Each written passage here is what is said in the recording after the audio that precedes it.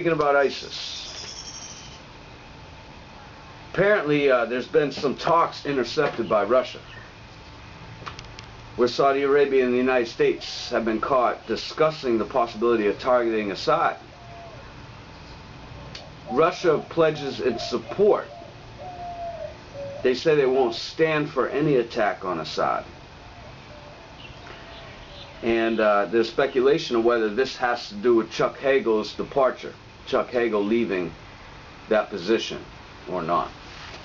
I know John McCain said if there wasn't anything in the budget, any measure on attacking Assad, he was going to lay down in the Senate floor. Well, I didn't check to see if there was any measure, but I'm guessing he never laid down anyway. Recent pledges of allegiance to ISIS from Sunni jihadi groups have poised to attack Ismail from north and south. Now this is one of the main questions I have, is where is Ismail in all this? I mean, they're the ones that are most vulnerable, certainly, and they act like ISIS is no big deal. You know, I mean, they dip and indulge in the whole fear-mongering Scampaign, but they don't actually strategize and give their people the information. They're not operating as a protective government to defend their people. Whereas we are, you know, crying about the level that ISIS has attained and how, you know, they have the ability to come into our country and all these kinds of things. I mean, we're way across the ocean. Ismail is right there, but you don't hear the same kind of retort coming out of Ismail. So that's a question I have. Ismail's been downplaying criticism of ISIS because it views Hezbollah and his backers in Iran as the greater threat to its security. So Ismail's playing the role where we're not worried about him because we know there's even a worse group over here, even though you guys didn't know it. We do. In addition to the Shahadi Martyrs Brigade, the other jihadi groups in the Golan Heights are the Abu Muhammad Tawawi Brigade and Bafa Magdis. They say they've already taken up positions just a few miles from Ismail's north border. All three jihadi groups recently pledged allegiance to ISIS. So here we go. ISIS is split. You know, you've got the Abu Baghdadi group. That's the Ismail. That's the one Ismail not worried about, right? Because they controlling the strings with their capital from the Rothschilds.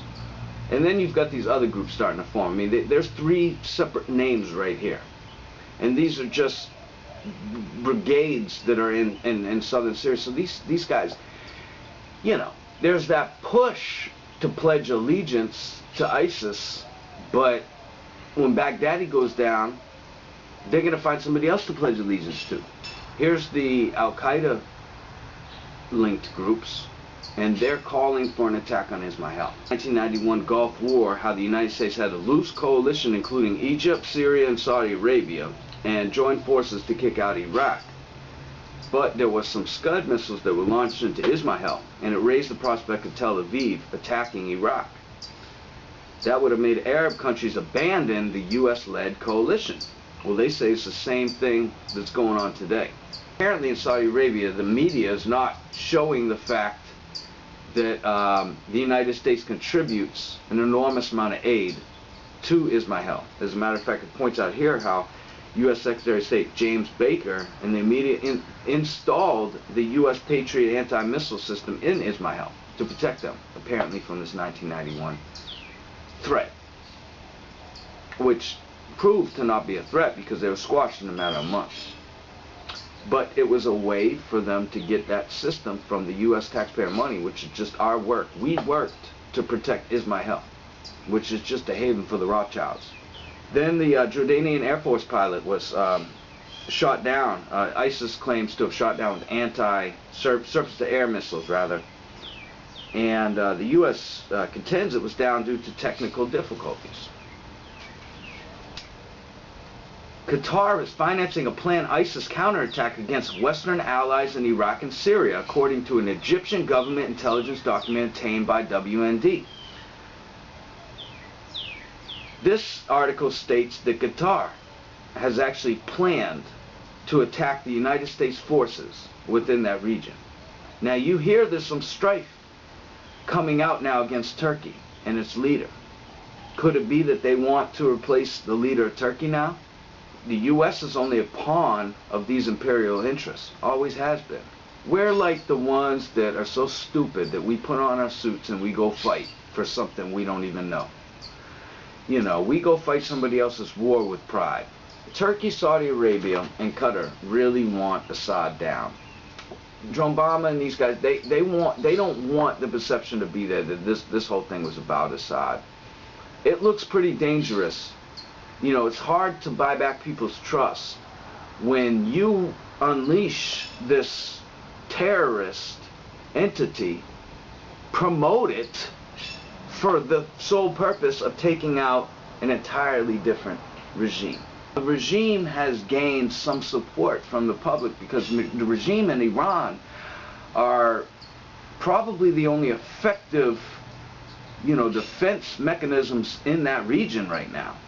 ISIS is reaching out to black youths that are involved in the Ferguson incident.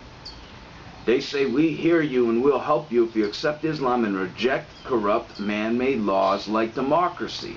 It's kind of a theme being built around that, you know, here's everything's black and white. You either get this or you get this. You get bought out elections through corporate, you know, takeovers, lobbyists, and, you know, guys in clean white shirts and ties that will shake your hand with a smile, but steal the little bit of money